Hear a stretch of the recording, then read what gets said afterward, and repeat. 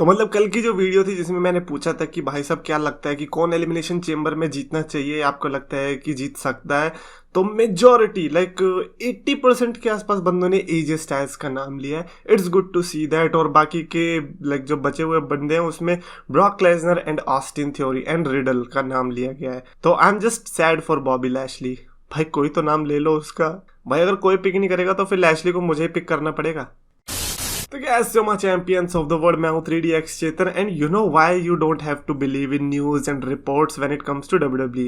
मतलब सही में यार, आप WWE देख रहे हो, एंजॉय करो और उस पर रिव्यूज देखो, बट जब आप न्यूज एंड रिपोर्ट्स की बात आती है ना, तो मैं बताता हूँ क्यों। अभी देखो 1-2 दिन से क्या चल रहा था कि रिपोर्ट्स आ रही हैं कि रिडल को रॉयल रंबल जीतना था, रिडल ही थे वो महारथी जो कि रंबल से 30 आदमियों को निकाल के जीतते। बट अभी क्या पता चल रहा है कि WWE का प्लान ही शुरू से ब्रॉक लेसनर था।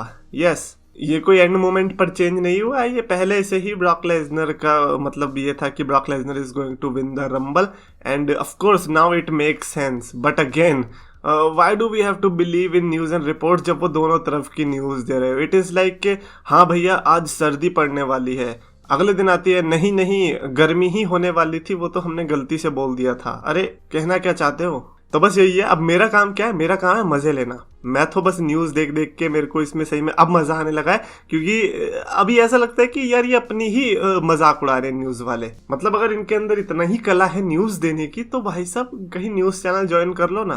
अच्छा हाँ, उधर तो कॉमेडियंस की जरूरत पड़ेगी। एनीवेज, स्मैकडाउन के लिए बुरा लग रहा है मेरे को, क्योंकि जो एलिमिनेशन चेंबर होने वाला है 18 फरवरी को, नवंबर क्यों बोलने वाला था मैं, 18 फरवरी को जो एलिमिनेशन चेंबर होगा हमारे लिए बेसिकली वो सैटरडे की रात में देखने को मिलेगा, अगर मैं गलत नहीं हूं तो। और उसी सैटरडे की सुबह को क्या मिलेगा, स्मैकडाउन। तो इसीलिए वो जो स्मैकडाउन होगी ना, वो 1 हफ्ते पहले ही रिकॉर्ड हो जाएगी।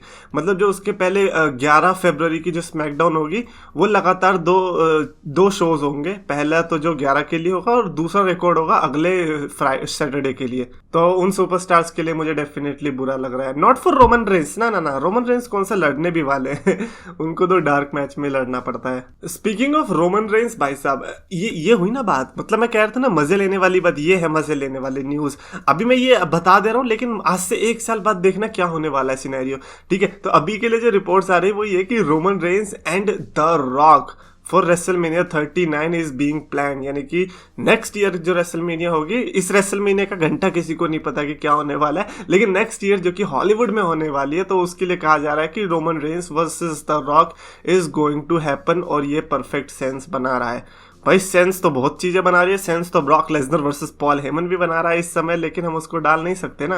अब जस्ट बिकॉज हॉलीवुड में हो रही है जरूरी नहीं कि द रॉक को उधर लड़ना भी पड़े। बट ठीक है, आपकी बात मान लेते हैं, इसमें क्या हमारा ही प्रॉफिट है। अगर गलत हुआ तो हम आपके मजे ले लेंगे, सही हुआ तो हम मैच के मजे ले लेंगे। हमारे लिए तो दोनों तरफ से विन विन सिचुएशन है। और ये था मेंस का ड्रीम मैच, लेकिन जो वुमेन के लिए कहा जा रहा है वो ये कि Ronda Rousey versus Becky Lynch at WrestleMania 39 और Ronda Rousey versus Charlotte. And I am like भाई ये 39 का है, बिकॉज ये चीजें तो मेरे को रेसलमेनिया 38 के लिए लग रही है। तो हम क्या ये एक्सपेक्ट कर सकते हैं कि रेसलमेनिया 38 से 39 तक चैंपियनशिप्स के लिए ये तीनों महिलाएं आपस में घूमती रहेंगी? हैं, बेली का तो नामो निशानी नहीं है यार। बेली आएगी तब इन तीनों को बजाएगी, तब पता चलेगा इन लोग को क्या वैल्यू है बेली की। स्पीकिंग ऑफ रोंडा राउजी, भाई साहब किसी ने अभी रॉ का प्रोमो देखा था?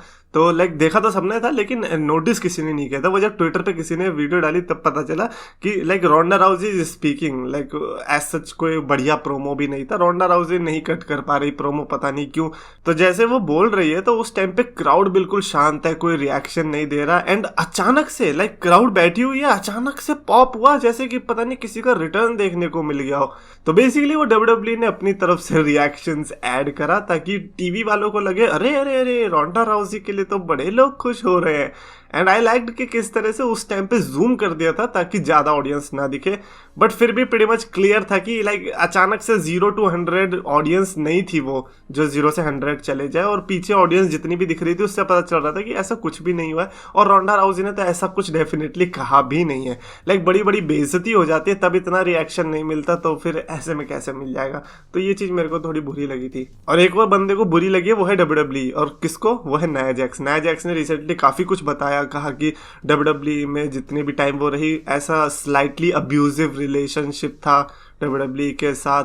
मतलब अगर आप उनका इंटरव्यू देखोगे तो काफी कुछ चीजें लाइक एक होता है ना उस सुपरस्टार को जो कहनी चाहिए AEW में जाने से पहले, वो चीजें नाया जैक्स ने कह दी है। And I am not saying कि झूठ कही है या सही कही है, एंड आई एम सेइंग कि एक जो परफेक्ट टेम्पलेट होता है ना ऑल एलीट रेसलिंग के लिए, वो नाया जैक्स ने दे दिया है। Now if she can goes to all elite wrestling, बहुत प्रेज मिलने वाला है बिकॉज सब चीजें तो आपने कर ही दी है। एंड फाइनली ब्रॉक लेसनर की बात करते हैं। भाई ब्रॉक लेसनर के लिए पता है क्या क्या, मतलब ब्रॉक लेसनर पे इल्जाम लगा दिया। अबे ये क्या न्यायालय चल रहा है कि इंटरनेट के फैंस बैठ के या फिर न्यूज वाले, अच्छा न्यूज वाले भी तो फैंस ही होते हैं, वो तो उनके पास थोड़े ज्यादा फॉलोवर्स आ जाते हैं तो न्यूज वाले बन जाते हैं और उनके पास थोड़ा एक्सेस होता है जाने का उधर। और यहाँ पे हम बात कर रहे हैं डेव मेल्जर की our favourite boy Davey boy. तो डेव मेल्जर ने कहा कि रॉयल रंबल की खास बात यह थी कि ब्रॉक लेसनर ने अपनी पावर यूज करी और उन्होंने अपने आप को स्ट्रांग बुक किया ताकि वो रॉयल रंबल में जाके सबका मर्डर कर सके, और वही चीज हमें देखने को भी मिली। ब्रॉक लेसनर का मेन पॉइंट यह था कि वो रोमन रेंस के मैच के लिए इतने स्ट्रांग दिखने चाहिए कि उसके लिए वो कुछ भी करने को तैयार हो, and that's what happened. And I am saying कि क्या ये सेंस नहीं बना रहा because he is the beast Brock Lesnar. I mean वो एक्चुअली में ऐसा कुछ कर सकते हैं, तो आई मीन जस्ट इमेजिन कि उसके साथ धोखा हुआ है और वो बंदा अगर गुस्से में आ जाए तो ये चीजें डेफिनेटली कर सकता है, वो भी नंबर 30 पे आके। बट अगेन डेवी बॉय ने कहा है तो सच ही होगा। भाई 5-5 सितारे छोड़ता है वो बंदा, झूठ तो कभी बोलेगा नहीं, है ना। सही है भाई, कुछ भी बोल दो, क्या ही जा रहा है। भाई बेस्ट पार्ट मेरे को ब्रायन केंड्रिक का लगा। ब्रायन केंड्रिक का जैसे कभी कभी आ जाता है ना WWE की ट्विटर पे कि हाँ भैया ब्रायन केंड्रिक का मैच देखने को मिलेगा 205 लाइव में। आई वाज लाइक कि अबे ब्रायन केंड्रिक अभी भी WWE में है। मैं हमेशा शॉक होता हूँ कि अच्छा ये अभी भी है। एंड आज AEW की तरफ से ट्वीट आया कि Jon Moxley versus Bryan Kendrick, and I am like अबे ये AEW में ये हो क्या रहा है भाई, ब्रायन केंड्रिक कौन से खेत की मूली है। तो हाँ ये थोड़ा शॉक करने वाला था। कमेंट्स की तरफ भी बढ़ लेते यार, इतनी सारी चीजें होती है बात करने को कि कमेंट्स की तरफ हम बढ़ ही नहीं पाते, लेकिन अभी हम ट्राई करते हैं। नवीद शेख ने लिखा कि Goldberg perfect opponent for Roman Reigns at Elimination Chamber, the much awaiting match. भाई देखो अगर रोमन रेंस नहीं आ रहे एलिमिनेशन चेंबर में तो उससे अच्छा तो Roman Reigns versus Goldberg definitely होने वाला है। बट आई फील लाइक कि नहीं होगा बिकॉज एक तो पहली बात अब टाइम बहुत कम बचा है और ऊपर से कोई सेंस नहीं बना रहा। आई नो कि when it comes to Goldberg WWE को सेंस बनाने की जरूरत नहीं है, but still I don't think so कि ये होने वाला है। नेक्स्ट सऊदी पेपर व्यू में मे बी। अंडर रेसलिंग ने लिखा कि I wanted KO over theory. I feel like everybody wanted KO over theory in elimination chamber, but ऐसा नहीं हो पाया। एंड आई फील लाइक कि ठीक है यार, एक दो नया सुपरस्टार भी होना चाहिए, जैसे कि पहले में देखने को मिलते थे ना एलिमिनेशन चेंबर में काफी स्टैग्ड कार्ड होता था, लेकिन उसके बीच में व्लादिमीर कोज़लोव या फिर कार्लिटो, क्रिस मास्टर्स, ऐसे कुछ जो नए नए सुपरस्टार्स ऐड हो जाते थे। तो मेरे हिसाब से वैल्यू ही ऐड करते हैं वो लोग। आशुतोष श्रीवास्तव ने लिखा कि Drew will face Roman at Elimination Chamber, it's not a prediction, it's a spoiler. और अगर ये स्पॉइलर है then I hate you because I hate spoilers. नहीं सही में Drew versus Roman, man it is going to be amazing. Why? Because Survivor Series में हमने देखा था कि किस तरह से हमें ड्रू वर्सेस रोमन और चाहिए था, लेकिन अब इतने साल के बाद देखने को मिलेगा तो भी चलो ठीक है हम ले लेंगे। बट इससे तो हमें यही पता चलता है ना कि ड्रू मैकिंटायर हार जाएगा, तो इसीलिए ना मिले तो ज्यादा अच्छा है बिकॉज एक और बार मैं हारते नहीं देखना चाहता। मैं नहीं चाहता कि रॉयल रंबल में जो ड्रू मैकिंटायर का सैड फेस देखने को मिला वो हमें चेंबर में भी देखने को मिले। And finally the original bro ने लिखा वीर महान कमिंग टू रो। भाई वीर महान इज बैक एंड लाइक क्या बोले, मतलब आप अपने थॉट्स बताना कमेंट्स में कि आपके क्या विचार है इस पर। डू यू थिंक कि वीर महान इज गोइंग टू वर्क और नॉट?